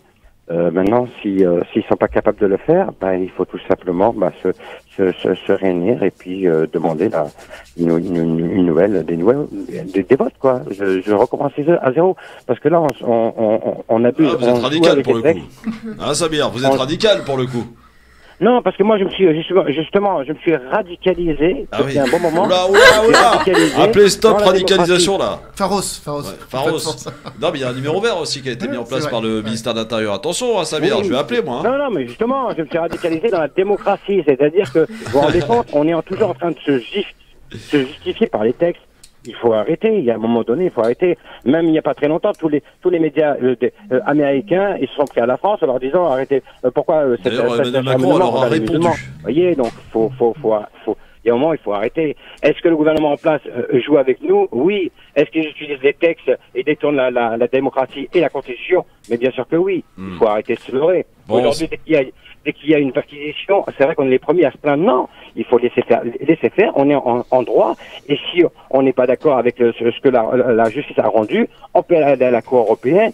Si la Cour européenne ne donne pas raison dans nos droits, eh ben on peut aller attaquer une autre juridiction, c'est tout. Mais il faut le droit est rien que le droit pour toi, Samir. Ça. Oui, t'es déconfiné, toi? Comment ça se passe? Tu travailles? Tu fais non, je travaille. Moi, je travaille à l'export. Donc là, l'export avec ce que dit Macron, on est mort, quoi. Bah, bon courage, mon Samir, bon courage. Ouais. Merci à toi, voilà. Samir, à bientôt. Est-ce que je peux réagir? Pardon? Oui, bien sûr, oui, tu voulais dire un truc d'ailleurs je avant voulais la dire pub. deux choses, parce qu'il y a deux aspects qu'on n'a pas forcément évoqués, mais ça fait la jonction avec le premier sujet sur les États-Unis. Il y a quand même une fascination de la part de notre président qui veut peut-être s'inspirer beaucoup plus du système anglo-saxon, voire du système américain, que de prendre la voie la plus difficile, c'est-à-dire la délibération parlementaire et le débat. Le Conseil de défense, ça ressemble beaucoup, ou même au sens physique du terme, à la War Room dont dispose le président américain. Vous savez qu'aux États-Unis, il n'y a pas de gouvernement, il n'y a pas de ministre. Vous n'avez que des secrétaires, qui sont littéralement des collaborateurs du président. Mais je crois que le président Emmanuel Macron se satisferait bien de ce système dans lequel finalement les ministres ne sont là que pour avaliser des décisions qui ont été prises par des super conseillers. Le danger aussi est grand d'une hyper-présidentialisation où l'Élysée deviendrait la tour de contrôle, le cockpit, ou d'une certaine façon... On parlait sous Sarkozy. Déjà, bien sûr, oui. Sarkozy, hein. Et je plaide coupable. Je dis, Emmanuel Macron, c'est une tendance qui a déjà plusieurs décennies, où finalement on se dit que plutôt que de délibérer, il faut agir. Et que les Français veulent... et qu'on estime que finalement la démocratie, c'est de l'action. Non, la démocratie, c'est une prise en compte très évolutive, incrémentale, comme on dit, qui nécessite que beaucoup de gens y participent. Et je crains que cette fausse idée démocratique, c'est-à-dire qu'en gros, on décide pour le bien commun, n'aboutisse à une forme de confiscation qui nous ramène à des régimes qui, pour le coup, sont démocratiques de façade, mais qui ne le sont pas vraiment, et je reviens au système américain. Le président Emmanuel Macron est en train de refaire House of Cards, vous savez, West End, où il a des super conseillers qui parfois sont plus puissants que les ministres. Je sais pas ce que vous en pensez, Raouda et Sherazade. Moi, je passerais bien une petite soirée au coin du feu avec Emmanuel pour refaire le monde. Ça peut être sympa, non? Ouais, ça peut être avec la guitare aussi, hein, pour se détendre aussi, pour chanter 2-3 petites chansons de Jodassin éventuellement, ou autre chose d'ailleurs de Maître Gims pour les plus jeunes. Mais ça peut être sympa, en tout cas, une petite soirée au coin du feu. On y pensera d'ailleurs.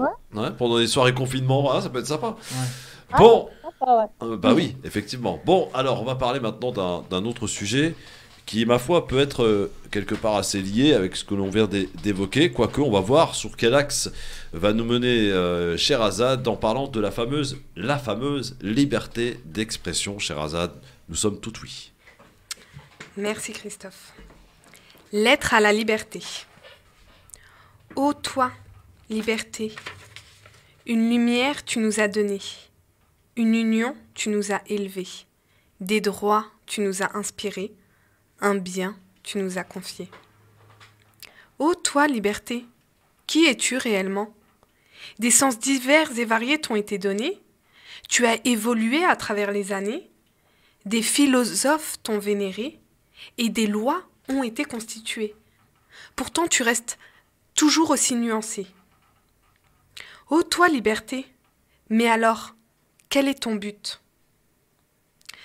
On se demande peu souvent l'impact de nos actions, de nos paroles, mais surtout, quel en est le bien fondé.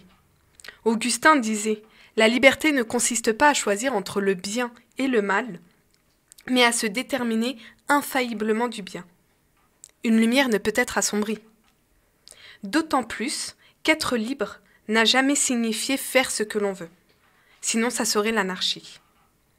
Donc la liberté doit être encadrée par des lois, car primordiale, vitale, afin d'assurer le bon vivre ensemble.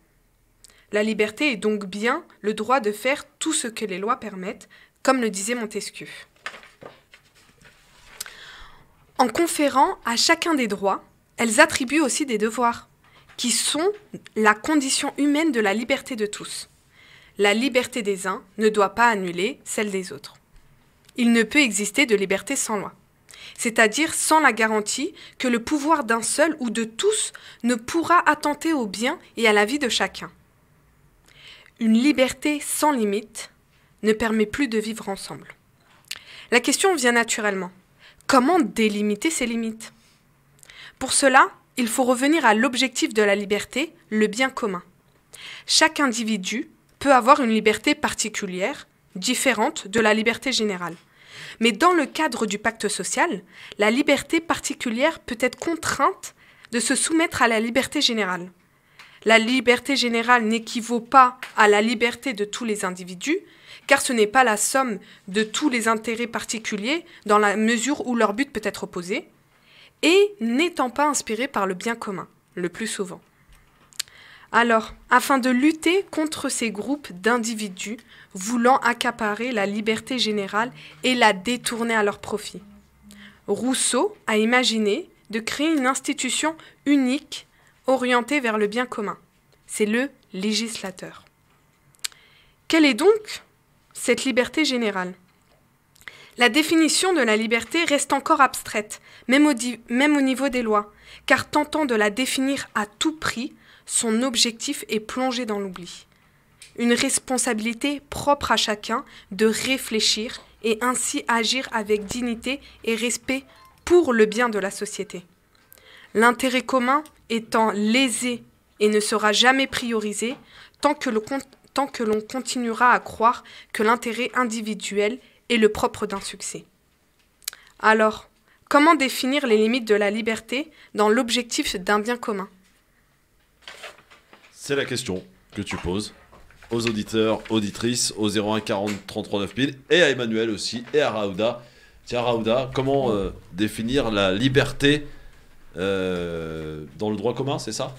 Oui, dans le bien commun. Dans le bien commun. Dans l'objectif d'un bien commun. Dans l'objectif d'un bien commun, ma chère Raouda. Allez, je te laisse te débrouiller avec ça. Hop, dissertation, Alors, on y va. Oui, alors c'est vrai que la liberté d'expression, c'est quelque chose de très délicat, c'est-à-dire que, en tout cas, selon moi, la liberté d'expression, elle se limite au moment où l'on offense une personne, une organisation, où on manque pas tant qu'on manque pas de respect, où on exprime ces choses. Pour moi, il y a voilà, la liberté d'expression est grande, c'est ample, c'est très vaste.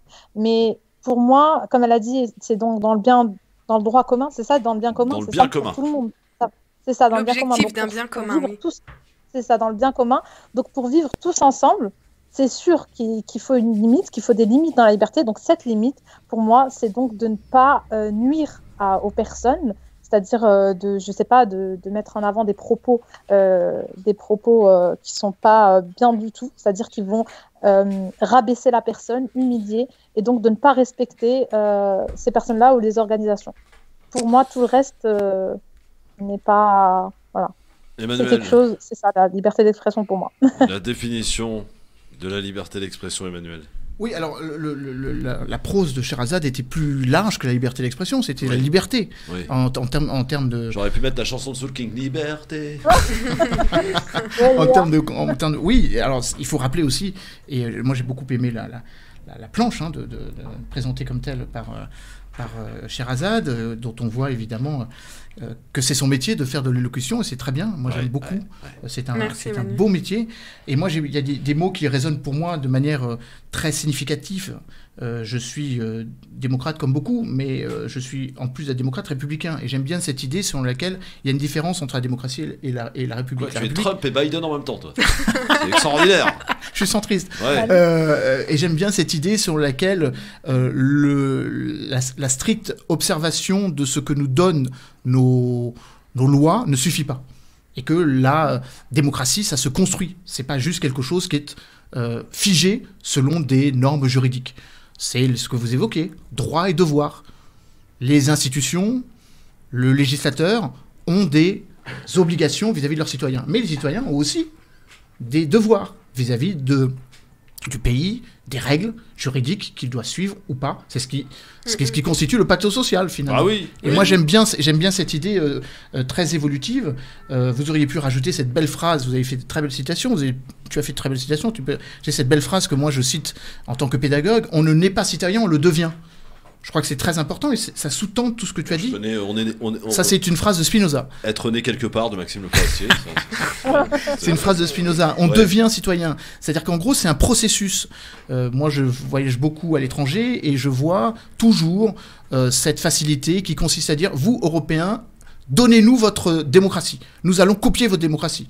Vous trouverez dans le fond de l'Afrique, alors qu'il y a des massacres qui se sont déroulés quelques jours auparavant à quelques kilomètres, et on vous dit, on veut la démocratie à la française. La démocratie, c'est pas comme du café lyophilisé, ça ne s'importe pas, ça ne s'exporte pas. Pas sûr qu'ils la veuillent tous, hein, quand même, cette démocratie à la chaque citoyen aspire à la démocratie. Maintenant, une démocratie qui est faite avec une histoire particulière dans un contexte géographique ne peut pas s'imposer partout. Au risque de choquer, les Chinois ne s'attendent pas à la même démocratie parce que les conditions de l'expression de la démocratie en Chine ne sont pas les mêmes que dans des pays qui ont une autre trajectoire. Et moi, j'aime bien, dans ce que tu as dit, Sherazade, l'idée selon laquelle rien ne se décrète. Et ça, on en revient aux 3 sujets tout au long de la journée. Tout se construit, tout se bâtit. Ce qui fait société, le pacte social, l'ascenseur, l'intégration républicaine, ça se construit. Il y a des choses qu'il faut dénoncer parce qu'elles ne sont pas au rendez-vous, mais encore une fois, il y a un objectif, le bien commun, et il y a effectivement les moyens d'y accéder. Moi, ce qui me révulse et qui me choque en tant que démocrate et en tant que républicain, c'est quand cet équilibre est remis en cause. Tu as cité Montesquieu. La rupture de la démocratie fait qu'actuellement, on a un pouvoir hypertrophié, un exécutif hypertrophié, qui ne tient pas compte des 2 autres qui sont supposés l'équilibrer, le législatif et le judiciaire. Ça, c'est un problème déstructurant notre société dans laquelle nous vivons. Moi, je suis aussi pétri par cette idée du bien commun, mais on n'a pas défini quel est le bien commun. Parfois, le bien commun de mon voisin n'est pas le même. Ici, on a 3 visions du bien commun. Et tant qu'on ne fait pas ce travail pédagogique, donc en gros, tant qu'on ne travaille pas les fondamentaux, et on en revient à une parole de l'auditeur, et d'une phrase, Christophe. Un de nos éditeurs a dit la laïcité. Mais c'est vrai. Parfois, on a des définitions qui ne sont pas communes. Donc, à un moment ou à un autre, il faut qu'on s'attelle à recréer du sens commun. Bien commun, sens commun. Et moi, je trouve que la présentation que tu as faite de cette liberté d'expression doit commencer, évidemment, par les fondamentaux. Mettons-nous d'accord sur ce sur quoi nous sommes d'accord. Et après, on aura beaucoup de sujets sur lesquels il y aura des différences. Exactement. Et c'est ce qui fait société. Abdel. Et c'est la raison pour laquelle nous sommes en crise. C'est qu'on ne veut pas faire ce travail. Abdel, t'es où ? Vas-y, réveille-toi, Abdel, là. Oh, c'est plus l'heure de la sieste, mon vieux, on y va. Ouais, mais je t'entends. Écoute, moi, la liberté d'expression, c'est un foutage de gueule en France. C'est en veux-tu, en voilà, on la donne à qui on veut. Et je vais vous expliquer 2 faits flagrants. On a Charlie Hebdo qui a fait des dessins. Les terroristes ont fait des menaces, ils ont exécuté leurs menaces. Certains musulmans ont voulu emmener Charlie Hebdo en procès pour qu'on enlève les dessins. On a dit, on reste ferme, c'est la liberté d'expression, le président, les politiques, les journalistes. Et Charlie Hebdo n'a pas retiré ses dessins et on restera ferme. Voilà ce qui a été dit. Pourtant, vous avez un dessinateur, un styliste, qui a pris son crayon chez Decathlon et avec sa liberté de dessiner, a dessiné un tchador sportif. Les hommes politiques, les journalistes, la population française a dit non, on ne veut pas de ce tchador, on ne veut pas de ce tchador sportif. Pourtant, c'est de la création, c'est un styliste, c'est de sa liberté d'expression. Decathlon a eu des menaces. Unanimement, j'ai pas entendu les Français, les journalistes et le président de la République à dire nous baisserons pas. Decathlon a le droit de faire ce tchador. Decathlon a le droit de dessiner ce tchador. Nous n'écouterons pas les terroristes qui ont fait des menaces à Decathlon. Je vous répète que Decathlon a eu des menaces et à cause de la pression politique, journalistique et à cause des terroristes qui ont fait des menaces sur le web, Decathlon a pas voulu faire ce tchador et Decathlon n'a eu aucun soutien pour sa liberté de créer, de dessiner et de vendre, commercialiser ce tchador. Alors la liberté d'expression, excusez-moi, elle n'existe pas. On n'a pas écouté les musulmans quand ils ont dit nous on veut ce tchador et quand les Français ont dit nous on n'en veut pas, on les a écoutés, on dit bon bah Decathlon va pas le faire. Et quand les musulmans disent on veut pas du dessin de Charlie Hebdo, on les écoute pas. Qui souhaite réagir là-dessus, sur cette liberté d'expression à géométrie variable que dénonce notre ami Abdel, si l'un ou l'autre d'entre vous souhaite réagir, peut-être pour apporter un complément d'information là-dessus. Oui, alors bon, moi j'avais suivi cette affaire. Il y a quand même un élément qu'a pas évoqué notre auditeur, c'est la dimension économique. Decathlon n'était absolument pas mu par l'idée selon laquelle il fallait libérer ou essayer d'offrir un produit qui n'existait pas. C'est tout simplement parce que la concurrence avec des marchés, des pays dans lesquels Decathlon souhaitait récupérer des marchés était forte. Donc il y a quand même une dimension économique derrière tout ça. Il n'y a pas juste une vertu de libération entre mais c'est vrai quand même la que la liberté d'expression, elle est quand même un petit peu bafouée quand ça arrange certains politiques, certains journalistes, certaines bien-pensants dans ce pays quand même, non? Il y a une espèce de pensée à sens unique quand même parfois sur certains sujets, non? Tu me poses la question à moi? Vous trois en fait. Je sais pas. Alors moi, j'en reste au discours, une fois n'est pas coutume, de soutien ou du moins de décryptage de ce qu'a dit Emmanuel Macron sur Al Jazeera. Emmanuel Macron a bien dit que c'est pas à lui de déterminer ce qui est convenable ou ce qui est pas convenable. C'est à chacun de définir. Pourquoi il l'a fait? Parce qu'on l'a accusé d'être celui qui était responsable des caricatures. Pourquoi il l'a fait? Dans le sens où il a pris fait et cause justement pour un journal. Charlie Hebdo, des caricatures. Attends, c'est pas tout à fait la même chose. Là, on l'accusait d'avoir lui-même incité les caricatures. Pas tout à fait la même chose. Le discours visant à cibler le fait que ce soit le président de la République et de facto les 66 millions de Français qui soutiennent des caricatures parce que c'est un journal français, il y a quand même une petite différence d'appréciation. Bon, la liberté d'expression appartient à entre guillemets, pour résumer mon propos, je ne suis pas là pour défendre ou infirmer les caricatures, mais ça ne me concerne pas. C'est pas moi qui ai pris cette décision. Et c'est ce que le président de la République a dit. En fait, concernant ce journal par rapport à la liberté d'expression, moi, je ne dirais pas que ce journal représente la liberté d'expression. Quand on voit qu'un de leurs journalistes, je pense qu'il s'appelait Maurice Siné, a caricaturé... C'est ça? Oui, a caricaturé le fils de Nicolas Sarkozy. Oui. On lui a demandé de s'excuser, il a refusé, donc il a été viré. Donc à un moment donné, soit on prône la liberté d'expression vraiment pour toute chose, soit on ne le fait pas. Oui. Donc si à un moment donné, ils disent oui, bon, liberté d'expression pour ça, mais pour ça, non, pour moi, ils ne sont pas représentatifs de la liberté d'expression. Raouda? Oui. Alors, je rejoins Sherazade dans ce qu'elle a dit. C'est vrai que, comme on a dit, la liberté d'expression, c'est très dur d'encadrer ça. Ça dépend de chaque personne, comment il perçoit cette liberté d'expression. Comme elle a dit, les magazines, ça dépend comment ils le perçoivent, comment ils vont mettre en avant. Et c'est très dur de limiter ça. Donc, on peut pas, il n'y a pas vraiment de définition précise, il n'y a pas vraiment de limite. Donc, encore une chose, c'est, comme il a dit Emmanuel aussi, c'est d'étudier, de mettre les bases, les bases de la liberté pour que tout le monde puisse vivre ensemble et avoir cette liberté d'expression. C'est très très dur, je pense. Surtout en ce moment. Ça c'est clair, c'est très très dur, effectivement. Dans un instant, ça passe vite, les enfants. Résumé de cette émission avec la belle histoire qui va certainement nous offrir le meilleur. Quel est le titre de la chronique ce soir, la belle histoire? Alors c'est la fête aujourd'hui. C'est 42e cérémonie du Conseil de défiance. Ah oui, c'est pas mal, c'est pas mal. On a dans un instant, restez bien avec nous. C'est juste après la pub sur France Maghreb 2. Sherazade? Oui. Qu'est-ce qui se passe? Non, rien. Je sais pas, je te sens timide. Mais non, elle est très bien. Non, rien. Je voulais justement intervenir. Toi qui la connais bien, Raouda, dis-moi, Sherazade, elle est pas dans son assiette aujourd'hui. Ah ouais? Ouais, je trouve là. Elle a une petite mine, je sais pas. Je pense peut-être qu'elle est très très fatiguée. Je pense qu'elle réfléchit à quelque chose d'important. Je vais pas le dévoiler, mais je pense savoir à quoi. Ah bon? Attends, ça veut lire dans ma tête, à ce que je vois. Bon, alors c'est quoi ces images, ces grosses pensées? On va mettre des caméras dans la tête de Sherazade pour savoir à quoi elle pense, qui lui occupe son esprit. Je suis au contraire très à l'écoute, d'autant plus de ce qu'a dit Emmanuel. Parce que justement, par rapport à...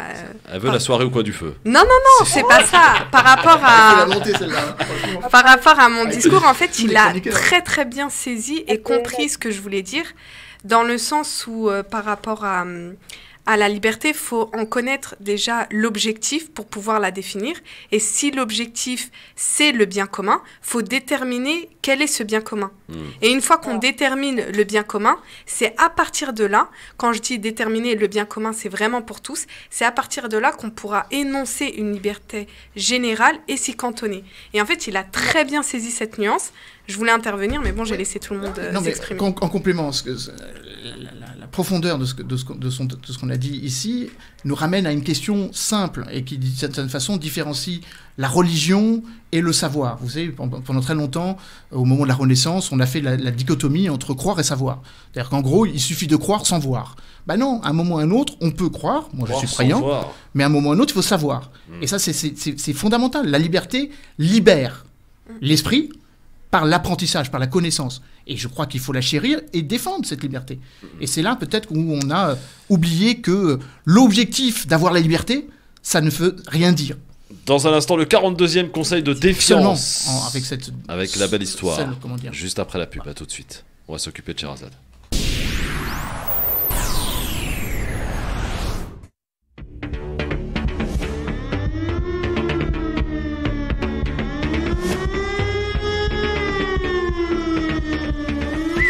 Ça sent le confinement dans les esprits, les amis. Merci d'être avec nous sur votre radio France Maghreb 2, avec, et bien entendu, Sherazade, avec Raouda et avec Emmanuel.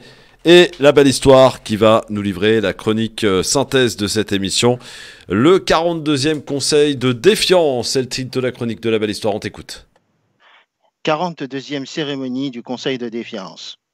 Bienvenue à toutes et à tous et bien le bonsoir au peuple français qui nous écoute. Pour présider ce conseil de défiance, c'est Emmanuel Macron, président résident de la République rothschildienne et jupitérienne française. En maître du doigt d'honneur et surtout d'horreur en cérémonie, le premier sinistre Jean Castex. Sur TF1, ce dernier a honoré son nom méridional et a dit pas d'exception. La règle, c'est la règle et c'est la même pour tous. En somme, Castex, Duralex, Sedlex. La loi est dure, mais c'est la loi. Pour vous dévoiler la liste des lauréats de cette 42e cérémonie du Conseil de défiance, la grande dame du cinéma, Jeanne Moreau. Bonsoir. Le cinéma, c'est la vie. Et toute ma vie, c'est le cinéma. Merci Jeanne, merci. Meilleur film, La Nuit américaine de François Truffaut, avec Donald Trump et Joe Biden, extrait avec la voix de Donald Trump. Il est interdit de voter Biden, parce qu'il est irrégulier dans son verbe. Alors que quand les démocrates disent for Biden, interdit en anglais, ça me rappelle les verbes irréguliers au collège. Forbid electoral, forbid Sleepy Joe, forbidden, forbidden. Interdit, on a gagné. Et moi, je vous dis, make Trump America great again. Meilleur acteur, Olivier Véran pour le film La gifle dans ta gueule. Le ministre de la Santé a perdu ses cordes vocales en appliquant le radicalisme émotionnel, véritable déni de démocratie, par cette perte de sang-froid devant une assemblée rassemblée contre lui. Meilleur film étranger, Dubaïite aigu ou les stars de la télé-réalité. Dubaï, destination artificielle pour les riches aux valeurs aussi futiles que le feu d'artifice, principe de la Dubaïite aiguë, l'argent fait notre grand bonheur, mais sans valeur ni odeur des savoureuses bonnes mœurs. Meilleure musique originale, Ballet Masque par Sibeth Ndiaye. Je ne sais pas porter le masque, pas besoin de masque, on n'en a pas, aussi rare que les gommes à pas. Tu es démasqué, Fantomas. Sortez d'ici, dit Véran. Nos gouvernants sont véreux plutôt que vénéreux. Wow, magnifique. Meilleur montage, Intouchable d'Emmanuel Macron. Droit dans ses bottes, Macron dit tout et son contraire concernant la crise du Covid-19. Nous sommes prêts à affronter la pandémie. Et le président noie le poisson autour du séparatisme, de la liberté d'expression, de la caricature. Eh bien, la première des caricatures, c'est vous, monsieur le président. Meilleur mathématicien, Sherazade Birmourgan et Emmanuel Dupuis. Ah oui, c'est vrai, ça. Oui, Emmanuel et Sherazade font leur compte et ne se sont pas trompés, car c'est très serré. Allez, préparez vos cafés serrés pour une énième nuit américaine. Yeah. En conclusion, je décerne au peuple français un trophée du meilleur film d'animation.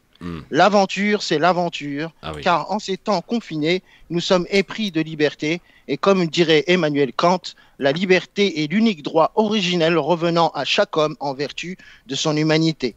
Bonsoir et à demain. Merci, la belle histoire. Merci. Effectivement, à demain. Ils étaient en comptage. Vous avez fini votre comptage, c'est bon, hein? Oui. Vous voulez pas vous y remettre là? Qu'est-ce qui se passe là? Est-ce que ça a bougé peut-être? Tu veux dire sur le vote américain? Oui, absolument, oui. Non, ça n'a pas bougé. Ça n'a pas bougé, d'accord. Ah non, donc, ça bougera pas. Ça bougera pas, oui, absolument. Demain, les amis, ça frétille, mais ça bouge pas. On sera avec Khadija Ben Ramdan, avec Tarek Mami, avec Farid Tamsamani. Entre 16h et 18h, nous aurons un invité exceptionnel, le chirurgien professeur Christophe Oberlin, à l'occasion de son livre, celui qui opère à Gaza la plupart du temps, et qui est un petit peu décrié par ses confrères. Christophe Oberlin qui sera avec nous demain. Oberlin l'enchanteur, pourquoi pas. Rendez-vous demain, bien entendu, entre 16h et 18h. D'ici là, passez une excellente soirée. Merci, mon Emmanuel. Merci. Et bon voyage pour le prochain voyage, donc. Oui, la semaine prochaine. La semaine prochaine, d'accord. On ne dira pas où tu vas? Non. Non, d'accord. Secret défense. Oui. Ah, Sherazade est revenu, Raouda est revenu, c'est ça, Raouda. Ah, elle était partie à Dubaï. Ouais, voilà, c'est ça, exactement. Elle est peut-être à Dubaï. Elle est peut-être à Dubaï d'ailleurs, qui sait? Hein, Raouda? À Dubaï, hein. Ah oui. À Dubaï, il y a une bonne wifi en tout cas. Merci Raouda.